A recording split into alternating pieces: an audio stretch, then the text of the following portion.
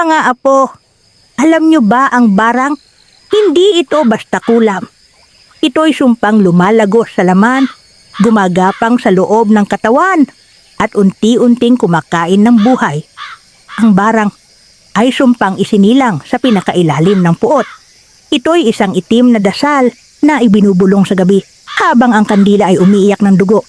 Ito'y ginuguhit sa balat gamit ang tinik ng rosas at pinapakain sa hangin, sa lupa, sa mga nilalang na hindi natin nakikita.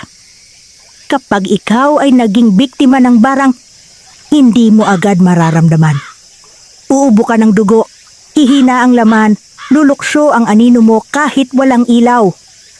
May gagapang sa ilalim ng balat mo.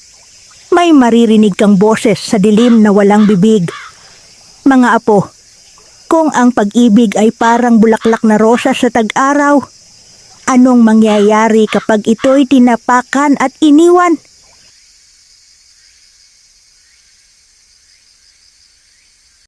Eto na't ipagpapatuloy natin ang kwento ng batang si Amira na ngayoy dalagang pinagpala ng liwanag at isinumpa ng dilim. Kung natatandaan niyo si Amira, isang batang babae na anak ng isang itim na mangkukulam, ngunit pinalaki at ginabayan ng isang puting mangkukulam na si Aling Sela, isang matandang manggagamot na kilala sa kabutihan at paghilom. Sa murang edad, natutunan niya ang gamot mula sa mga halaman, ang panalangin sa gabi, at ang kapangyarihan ng kabutihan. Bagamat pinili ang liwanag, dala niya sa dugo ang kapangyarihan ng ina niyang itim na mangkukulam na matagal nang nakabaon sa nakaraan. Sila ay masayang namumuhay sa isang payak na pamayanan. Si Amira ay palakaibigan, matulungin lalo na sa mga may sakit at nangangailangan. Lagi siyang may dalang ngiti sa tuwing may handaan o piyesta.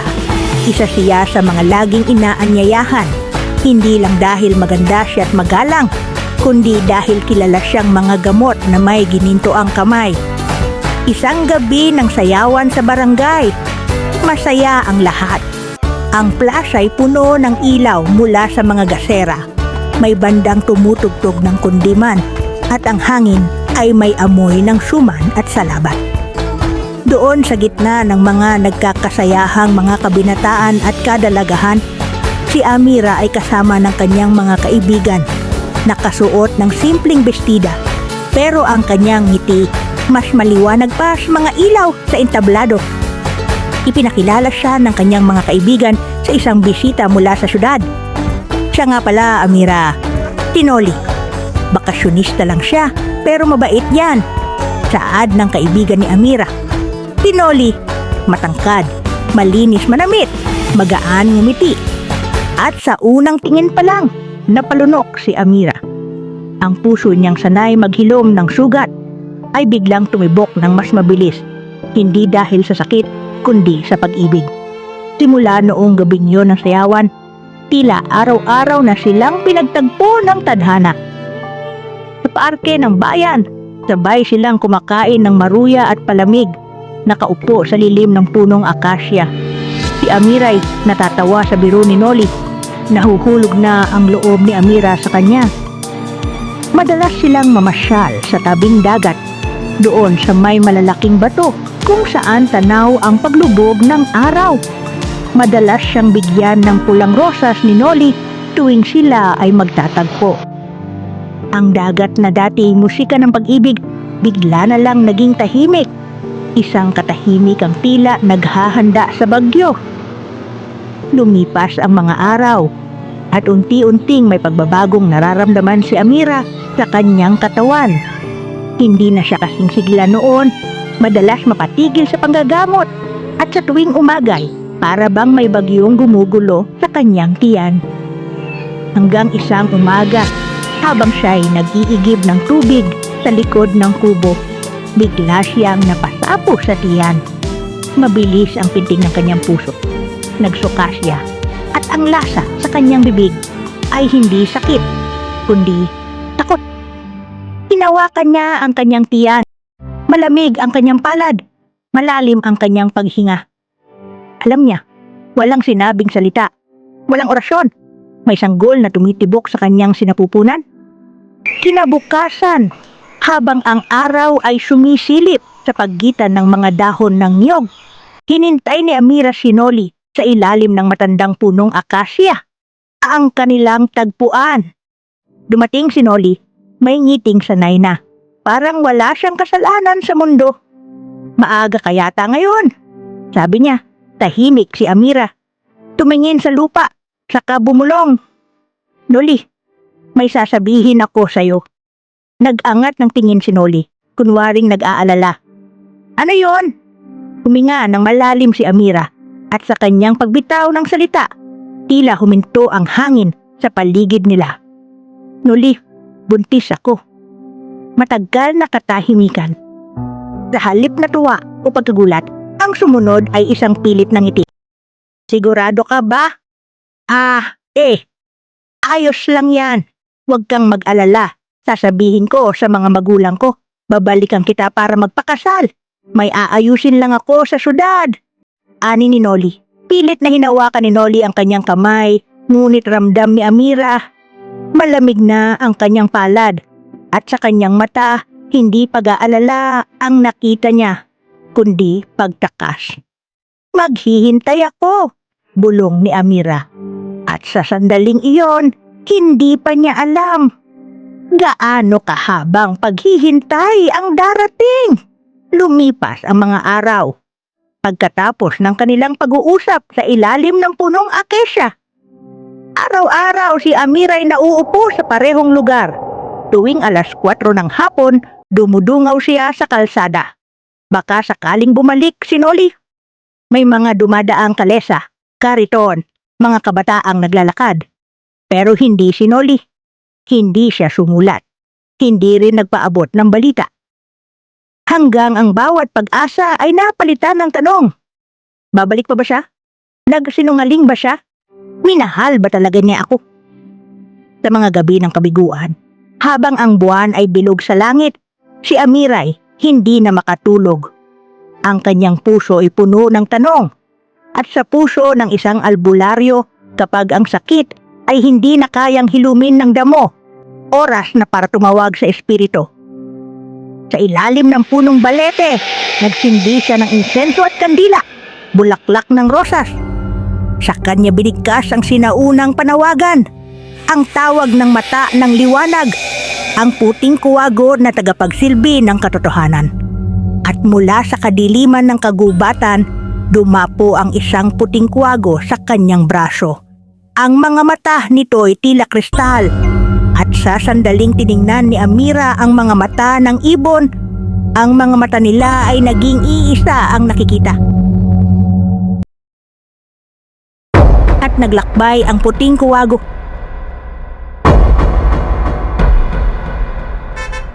Nakita niya ang hindi niya inaasahan.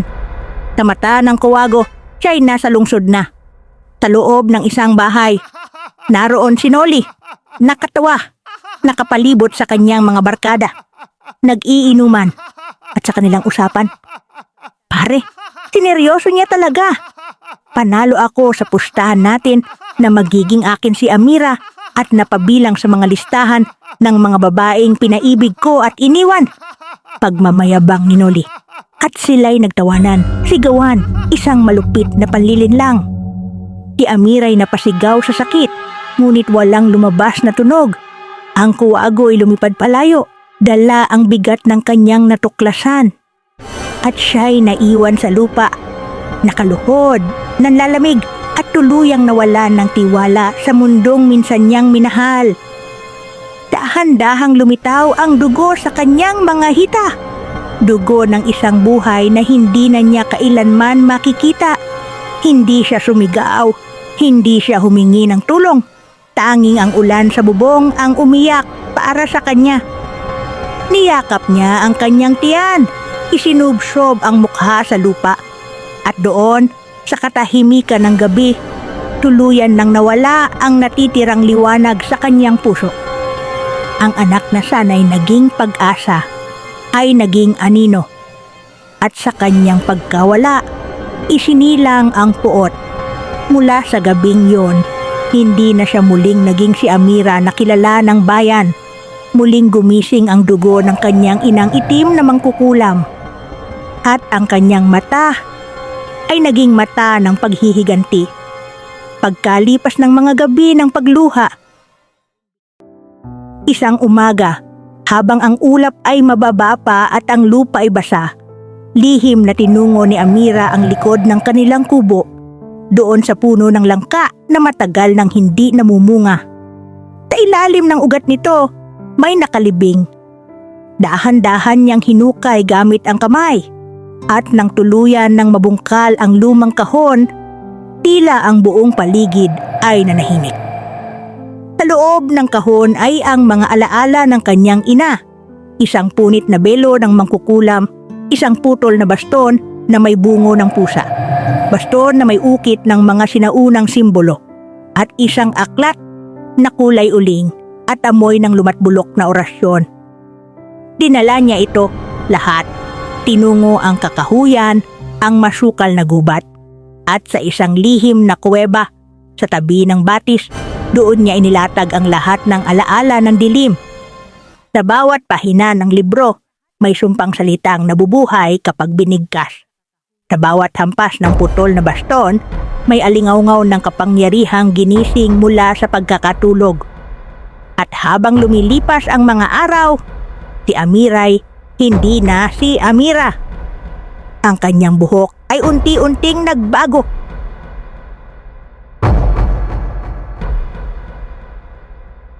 Ang kaliway naging puti, ang kanan naging itim. Ang kanyang mga mata ay tila basang uling na may apoy sa ilalim.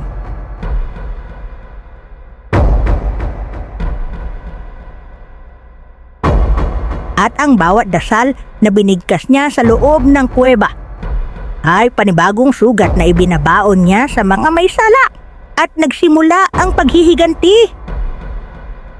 Ang unang pinatawan ni Amira ng barang, si Turo, ang pinakamaingay sa tropa ni Noli. Siya ang una raw tumawa, una raw tumaya. Sa gabi ng kantiyawan, siya ang sumigaw ng "Bilisan mo, Noli, ang bait pa ng nakuha mo." Isang gabi, habang natutulog si Turo sa kanyang kwarto, may kumamot sa loob ng kanyang tiyan.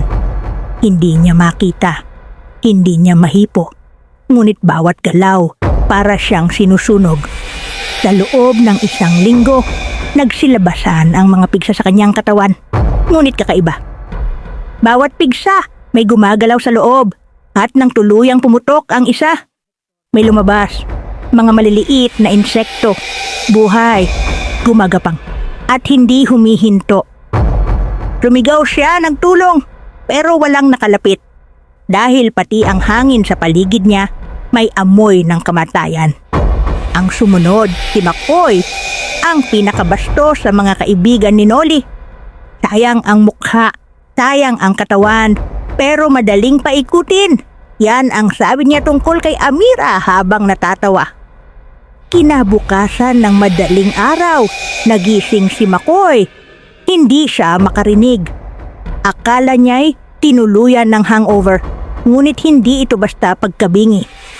Pagharap niya sa salamin, nakita niya ang kanyang dila. Ay naging ahas. Maitim, nakalabas, gumagalaw ng sarili.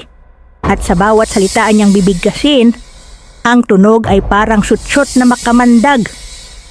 Hindi siya muling nakatawa. Hindi rin siya muling nakausap. Hanggang sa tumigil na lang siya sa paglabas ng bahay, dahil ang dila niyang buhay ay tila may sariling isip. At sa huli, siya na, si Noli, ang dahilan ng lahat. Ang lalaking ngumiti habang sinasaktan ang puso ng isang babaeng totoo, ang pag-ibig.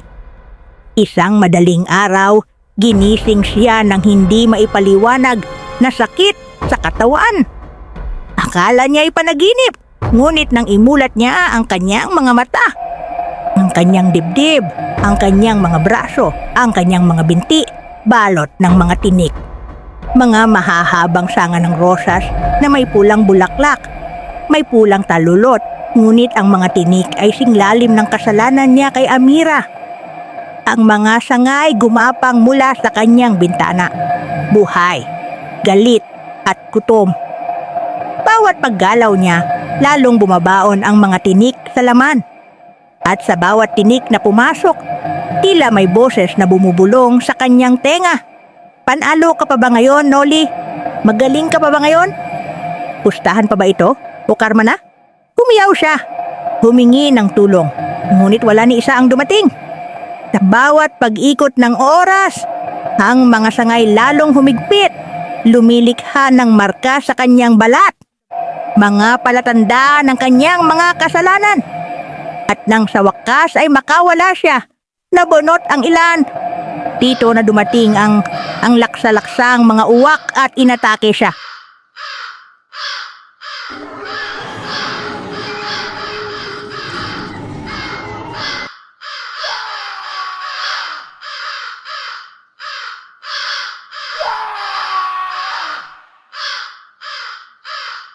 Isang mata niya'y titinuka. Tila nililitis siya ng mga nilalang sa itaas.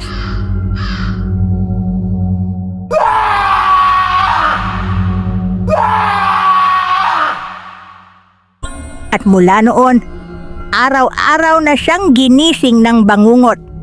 Sa kanyang panaginip, naroon si Amira. Nakatayo sa dilim, may kandilang nakasindi sa kanyang palad. Sa tabi niya, isang aninong bata na umiiyak. At sa bawat gabi, ang tinig ni Amira ang kanyang naririnig. Hindi bilang kasintahan, kundi bilang multo ng sarili niyang kasalanan. Hanggang isang araw, nawala na ang sariling katinuan si Noli. Lumabas siya ng bahay, walang bait, tumatawa sa gitna ng lansangan. At sa kanyang mata, si Amira pa rin ang kanyang kausap. Sa kanyang pandinig, siya pa rin ang tinatawag ng batang hindi na isinilang. Sa kabilang dako ng baryo, si Aling Sela ay nakakaramdam ng pag-aalala sa bawat araw na lumilipas. Alam niya, si Amira ay hindi na ang Amira na pinalaki niya. Kaya isang gabi, isinagawa niya ang sinaunang ritual, ang luha ng kandila. Isang palanggana ng malinaw na tubig, isang puting kandila. Sa bawat patak ng wax sa ibabaw ng tubig, humubog ito ng anyo, hindi ng tao, kundi ng daan. Daan patungong kagubatan, sa pusod ng kuweba ng mga ninuno. At doon, sa ilalim ng lilim ng punong gubat, sa gilid ng kuweba, nakita niya si Amira. Ngunit ang Amira na humarap sa kanya ay hindi na dalagang may ngiti sa mata. Ang buhok niya'y hati sa puti at itim. Ang balat niya'y namumutla at payat. At ang hangin sa paligid niya'y tila may amoy ng nasunog na dahon at bulok na lupa. Hindi nagsalita si Amira. Umangat lang ang kanyang kamay. At mula sa lupa'y lumitaw ang mga baboy ramo. Matutulis ang pangil. Maitim ang balahibo. May mga mata ng galit. Lumugod ang mga hayop kay Aling Sela. Ngunit handa siya. Nagbuga ng asul na apoy mula sa kanyang mga kamay. Ang apoy ay hindi nakakasunog ng laman, kundi ng sumpa. Isang apoy na gumuhit ng bilog sa kanyang paligid at nagsilbing panangga. Hindi pa tapos si Amira.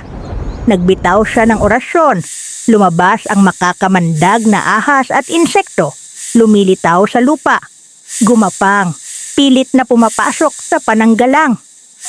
Aling Sela ay sumigaw ng orasyon at ang apoy ay sumiklab na parang buhawi. Tinulak ang mga nilalang palayo. Ngunit si Amira ay ngumiti. Nakalutang sa ere, sa ibabaw ng batis, itinaas niya ang parehong kamay. At mula sa kanyang katawan ay lumabas ang isang pinagsanib na orasyon. Itim at puti, liwanag at dilim, pinagsanib ng puot at pag-ibig. Sa lakas ng puwersa, ang kagubatan ay yumanig. Ang mga puno'y nag-ugat mula sa lupa at ang mga bato'y nagsimulang lumutang sa ere.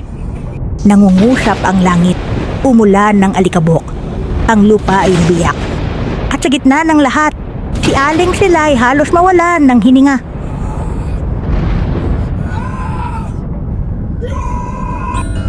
Ngunit bago tuluyang tamaan ng orasyon, biglang napahinto si Amira. Sa kanyang paanan, isang bagay ang humarang sa kanyang galit, ang kanyang sariling refleksyon sa tubig. Nakita niya ang sarili, hindi bilang mangkukulam, kundi bilang Amira. Isang bulong sa kanyang tenga, "Anak, ako ito ang iyong nanay Sela." At doon, nabitawan ni Amira ang baston. Ang libro'y nahulog sa tubig at tuluyang lumubog. At sa unang pagkakataon matapos ang napakaraming gabi, si Amira'y muling umiyak. Sa harap ng naglalagablab na apoy at sa likod ng pagkawasak ng kagubatan, lumuhod si Amira. Ang kanyang kamay ay duguan, ang kanyang buhok ay magulo, at sa kanyang mukha may pakiusap na halos hindi masambit. "Ina," sabi niya sa tinig na halos bulong, "patawad! Hindi ko na alam kung sino ako." Si Aling Sela ay halos hindi makalapit. Mahina na, may sugat sa balikat, nanginginig ang tuhod. Ngunit sa kabila ng lahat, lumapit siya, hinawakan ang mukha ni Amira, at sa unang pagkakataon, ngumiti siyang may luha. "Hindi pa huli ang lahat, anak. Hindi pa huli." Magkayakap silang dalawa sa gitna ng abo, sa ilalim ng ulan, habang ang mga apoy ay unti-unting namamatay. At sa sandaling iyon, para bang muli silang nabuhay. At doon nagtatapos, mga apo, ang ikalawang yugto ng kwento ni Amira.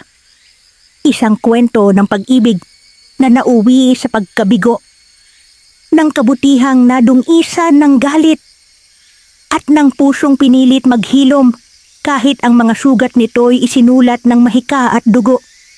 Ngunit huwag niyong kalilimutan, ang mga kapangyarihang iniwan ng mga ninuno, gaya ng kulam, barang at sumpa, ay parang apoy. Kapag ginamit sa puot, ikaw rin ang masusunog. Ang aral ng kwento, ang tunay na kapangyarihan ay hindi nasusukat sa dami ng sumpa o orasyon, kundi sa kakayahang piliin ang kapatawaran kaysa paghihiganti. Hindi lahat ng naapi ay dapat gumanti, at hindi lahat ng nasaktan kailangang manakit. Dahil ang kadiliman, kahit gaano pa ito katukso, ay hindi kailanman naging lunas sa wasak na puso. O mga apo, kung kayo'y nagustuhan ang aking kwento, abay huwag kalimutang mag-iwan ng komento. Sabihin nyo sa akin, kung kayo ba si Amira, pipiliin nyo bang magpatawad o maghiganti?